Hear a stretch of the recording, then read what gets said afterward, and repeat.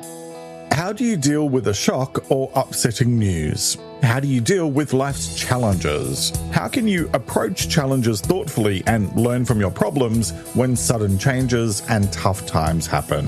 And what's involved in dealing with a shock and dealing with difficulties?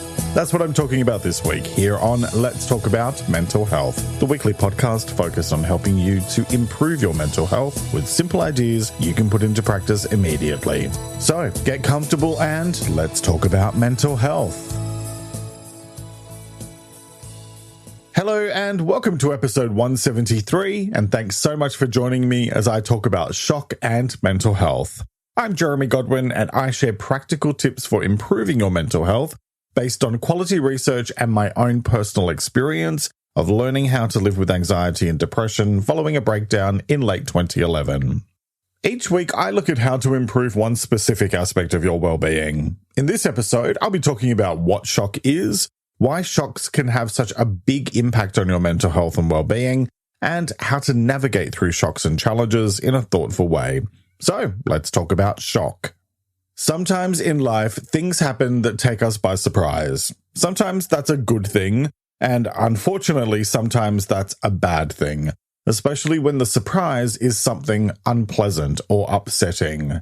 If you've listened to any of my other episodes released in the past 2 or 3 months, then you might recall that I've mentioned a few times that the start of 2023 was quite challenging. I'm about to discuss why for the next couple of minutes. However, spoiler alert, this involves a discussion about someone's passing, and so if that's going to be difficult or triggering for you to listen to, then I suggest you jump ahead.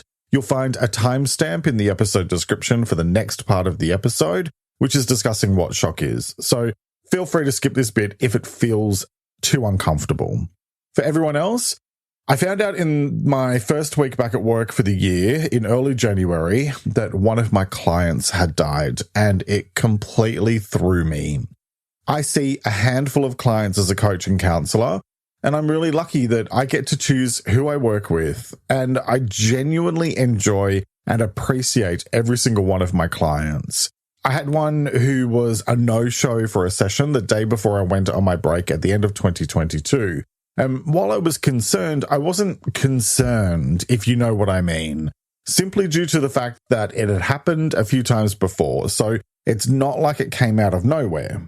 When I came back from my break on the Monday and realized she still hadn't responded to my messages, I began getting more concerned. By the Thursday, I had a terrible feeling in the pit of my stomach, and something made me Google her name, and I came across her obituary. It turned out that she had died the day after her last session with me, which explains why I didn't see or hear from her the following week when we were scheduled for the next one. Now, before we go any further, let me say that although I don't know the circumstances surrounding her death, and that's a thing that I'll discuss more in a moment, I don't suspect any self-harm. Without breaking her confidentiality, this client had a lot of serious medical issues and had ended up in hospital quite suddenly many times and had had several brushes with death during the 2+ years we worked together. Seeing her obituary in cold, hard online print left me stunned and speechless. And then a minute later, I had a very strong emotional response, which involved a lot of tears. Unfortunately, I had chosen Thursday morning to do this, and that meant I had 4 back-to-back client appointments to do that day, starting in half an hour. I calmed myself down, cleaned myself up, locked my feelings away in a box, and got on with the task of supporting other clients. It wasn't until the last appointment of the day that my facade broke. A client said something really nice to me at the end of the session, which made me emotional. And then all the emotions came to the surface, and I tried unsuccessfully to keep them at bay. The floodgates didn't totally open, but there was still plenty of water. I explained why I was so emotional, and thankfully he was very understanding, but once I got off that call, I was a mess. Here's the point of me sharing this. The sudden shock of that news was very overwhelming, and I just didn't really know how to even begin processing it. Add to that the challenge that many professionals like myself face in that there's no way for us to know exactly what happened. We have a confidential relationship with our clients, and that confidentiality extends indefinitely. And so that means that there's really no way we could ever find out any details. So dealing with the shock is one thing, then add to that the whole closure just isn't going to happen thing, and you've got a recipe for personal torment. Anyway, I'm in a much better headspace about it now, thanks to many, many conversations with several trusted people, including my partner and my therapist. But it's something that has really made me reevaluate my priorities. And it's what pushed me to cut my work back to 4 days a week and actually stick with it. I have several joking emails from my client from the afternoon after we last met. And of course, she could never have known that the following day would be her last. Life really is short. And when I say we need to learn how to be fully present and live each day to its fullest, I really mean it. So thank you for listening to me telling you that story. I have pushed this topic back in my schedule several times because I just wasn't ready to talk about it. But I really needed to, and I hope this episode can serve as a small celebration of the life of someone who was incredibly generous and passionate about what she did. So now let's talk about what is shock. And the Oxford Dictionary describes shock as a sudden, upsetting or surprising event or experience, or a feeling of disturbed surprise resulting from a sudden, upsetting event. Some shocks are major and some are just minor. Just the other day, I was driving and Billy Joel's "We Didn't Start the Fire" came on the radio, and without realizing, I started singing along for a moment, which then completely shocked me. I mean, I'm middle-aged, but I don't think I'm that middle-aged. Anyway, there are a couple of things I want to explore from that definition I just shared. The first is the way that shock is described as being sudden or surprising. And the thing is that, yes, we can have good shocks that are pleasant and joyful, like receiving a sudden financial windfall. But generally speaking, the majority of shocks tend to be more unpleasant in nature. I wish there were far more of the good shocks happening on a day-to-day basis, but they just don't seem to happen as frequently as the not-so-good kind. Perhaps that's just because we human beings tend to have what's known as a negativity bias, which is where the negative often stands out more in our minds than the positive, and that's a topic I'll be covering in a few months' time. But broadly speaking, it's these out-of-the-blue bits of news that tend to have such a big impact on us simply by virtue of the fact that they're usually sudden and unexpected, so we just aren't prepared for them.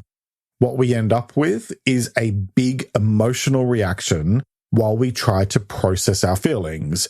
And at the same time, we may also have to navigate through practical considerations or things that need to be done to move forward from whatever has happened. The second thing I want to explore from that definition I shared is the way it describes shock as a feeling of disturbed surprise. Because many of the shocks we have to deal with in life are disturbing and unsettling. They throw us for a loop, and we can become disoriented emotionally, which makes it more challenging to find an even footing in order to navigate through everything. And often that's the time where we have to make lots of decisions. So it's hard work to try and be rational when your emotions are in overdrive. I remember when Mum was being moved into the nursing home in September 2020, which was ordered by the state trustee. And so it happened really quickly and wasn't our decision, although it was definitely the right one. My point is that it still came as a shock, and it was already a tough time with the pandemic and personal stuff I was dealing with. And then suddenly, not only did we have to get our heads around this enormous thing that had just happened, but we also had to make 1,001 decisions. And frankly, I could barely focus on what I needed to do to get through the day, let alone making these kinds of life-altering decisions for someone. It was really unsettling. And in hindsight, we did what we had to do and we did well. But it probably would have been a little less stressful if we had just given ourselves permission to breathe and process the emotions we were dealing with at the time, because it really was a lot to handle. At the same time, it was basically overnight where I had to suddenly get my head around the fact that my childhood home was being cleared out and vacated for someone else to live in it. Don't get me wrong, I had zero intentions of ever going back to that place because it holds too many terrible memories, but I had never even considered the idea of it no longer being part of our lives. And so I had to deal with the shock of that quite suddenly, and I was really surprised by just how emotional I became. My point is that shocks can cause a ripple effect through our lives far beyond just the initial event or whatever. So you need to be kind to yourself and allow yourself to feel what you need to feel. And so that leads me to the next part of this episode: why shocks can have such a big impact on your mental health and well-being. And the thing is that shocks, like traumatic experiences or unexpected events, can have an enormous impact on your mental health and well-being due to the way they can affect your sense of safety, stability, and control. Not to mention the fact that they often shake up your world and mess with your head. When we experience a shock, it can set off a wide range of emotional and physical reactions that can be overwhelming and hard to deal with. For example, your fight or flight response might be activated, leading to physical symptoms like increased heart rate, rapid breathing, and muscle tension. This response can also cause us to feel anxious, fearful, or even panicked. According to an article in Psychology Today, which you'll find linked in the transcript, the hallmark symptom of shock is feeling a surge of adrenaline. You may feel jittery or physically sick, like you're going to vomit or have diarrhea. Your mind will likely feel very foggy or like you can't think straight. You may feel out of body. Your chest may feel tight. You may feel a disconnection from what's happening, like you're watching a movie of events unfolding rather than actually being there. You may feel intense anger and want to scream or yell. For example, if your child is injured while someone else is supposed to be watching them. You may feel like you want to run. These symptoms are all part of the body's acute fight, flight, or freeze response. Your body prepares you for fast, thoughtless action. For example, blood rushes to the muscles in your limbs, ready for you to spring into activity. We tend to hyperventilate as well, which leads to the cognitive symptoms of feeling spacey and foggy. And again, you'll find that linked in the transcript, which is available for free in English, Spanish, and Portuguese at letstalkaboutmentalhealth.com.au/episodes, and it's linked in the episode description. On top of those more immediate physiological symptoms, shocks can also challenge what we thought we knew about ourselves and the world around us. For example, a traumatic event might make us feel like we can't trust people anymore, or like we're not in charge of our own lives, all of which can leave us feeling hopeless, helpless, and in despair. It's worth remembering that everyone deals with shocks differently, and some people might be more resilient than others, or have a different threshold for how much something affects them. And of course, it also depends on the type of shock you're dealing with and the level of trauma associated with it. But generally speaking, if you're struggling with your mental health after a shock, then it's important to seek help. There are lots of different therapies and treatments available that can help you to process the shock and learn how to cope with what you've been through. So, this feels like a good time to get into the how-to part of this episode. So now let's talk about how to navigate through shocks and challenges in a thoughtful way. And the first one is to stop and give yourself time to calm down.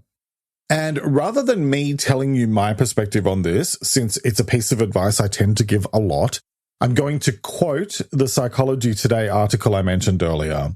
The quote is, "Since it's hard to think straight when you're in shock, you should give yourself a chance to calm down before acting. unless quick action is necessary. You may be tempted to make a poor decision.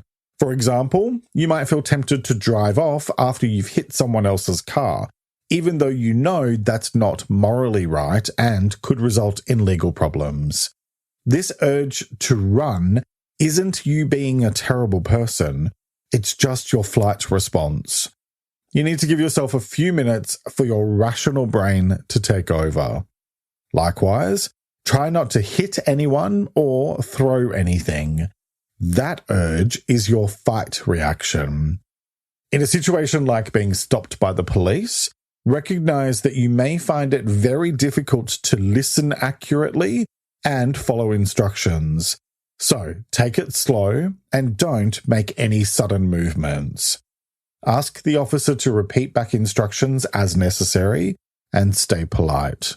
And again, that quote is in the transcript. I shared that because I feel like it gives a nice way of practically looking at how shock can affect you in the moment. The main thing is to take your time as much as possible. That helps you with my next point. Be patient with yourself, because no amount of trying to rush yourself is going to make you be okay with things any sooner. It takes time to work through shocks and challenges in life, so give yourself time.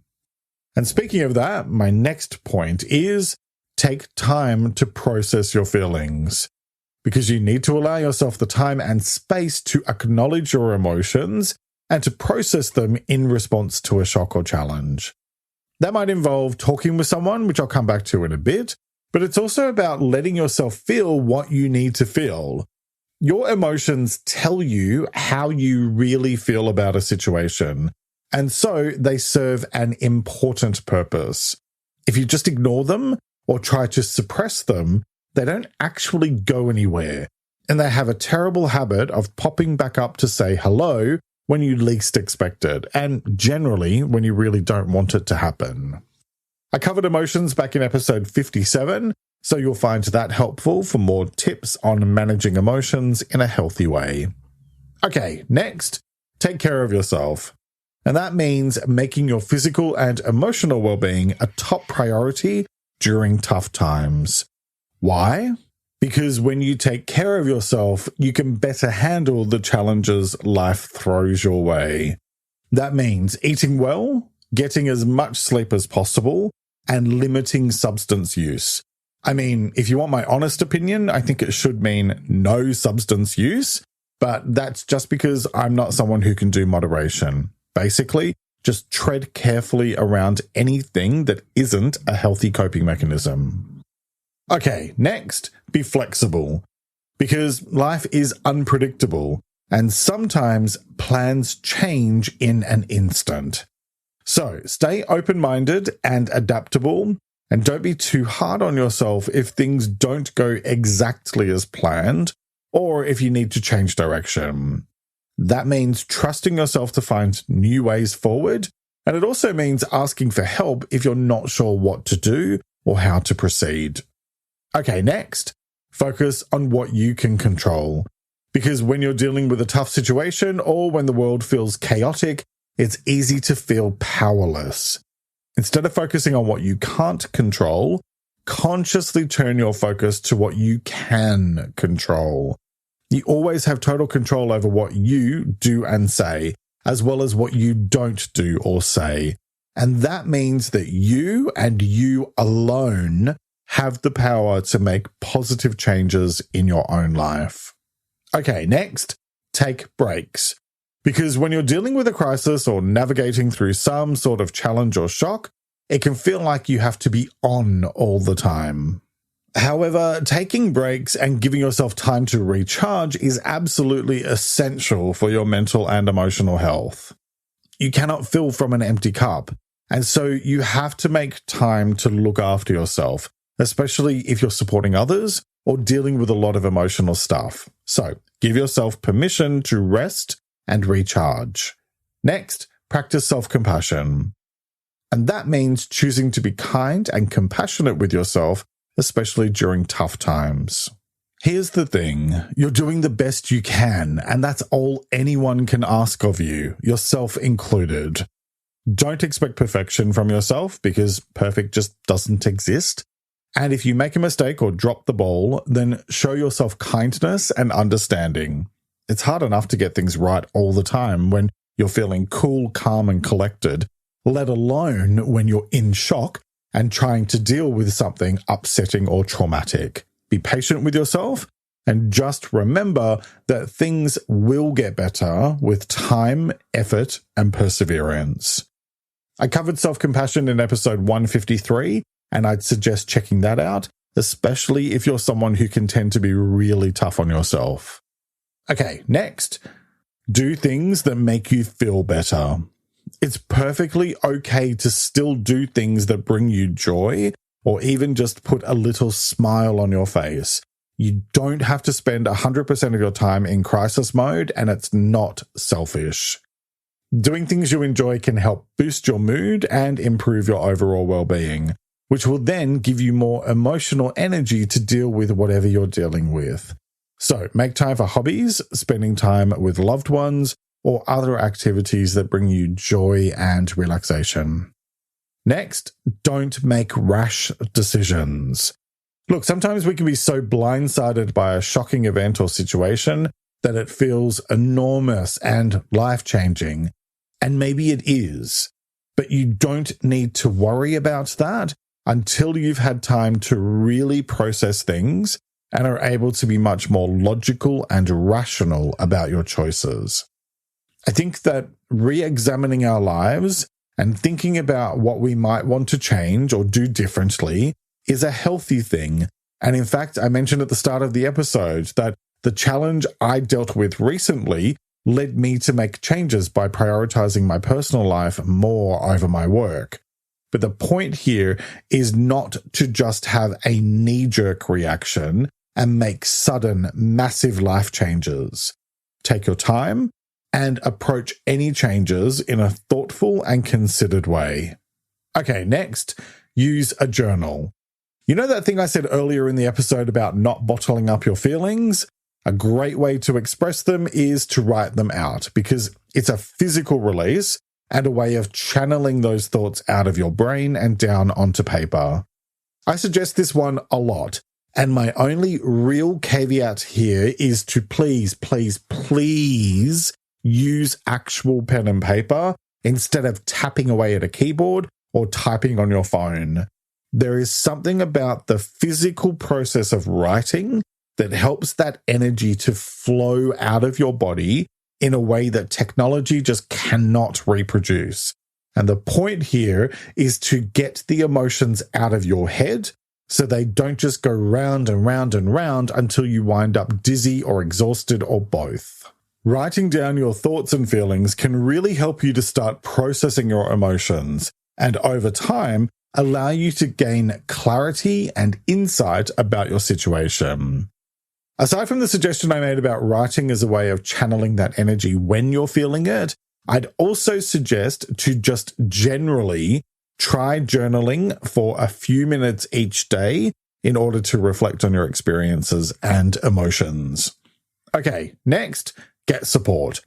And of course I was going to say this one since I do most episodes. But let me be very clear and say that not only do you not need to navigate through shocks and challenges on your own, you really shouldn't. Do you know why? Because when you try to deal with it all on your own, it can feel both overwhelming and isolating, which in turn makes it more likely that things could spiral out of control and affect your mental health. Remember, you really are not alone. Reach out to trusted friends, family, or a professional for guidance and support. Sometimes talking to someone else about what's going on or what you're feeling can help you to gain a fresh perspective or find new solutions that you might never have considered. And most importantly, it helps you to feel less alone because you're not, and you'll be okay with time. Because when it comes to shock and mental health, what it all boils down to is this.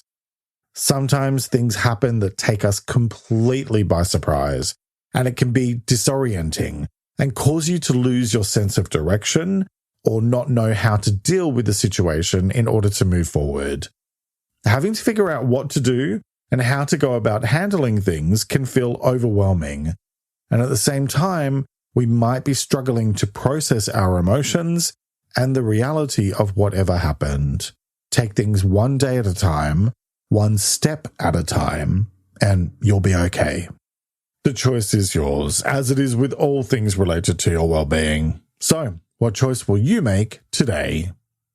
Each week I like to finish up by sharing a quote about the week's topic, and I encourage you to take a few moments to really reflect on it and consider what it means to you. This week's quote is by writer Deborah Wiles, and it is, "Life is full of surprises, but the biggest one of all is learning what it takes to handle them."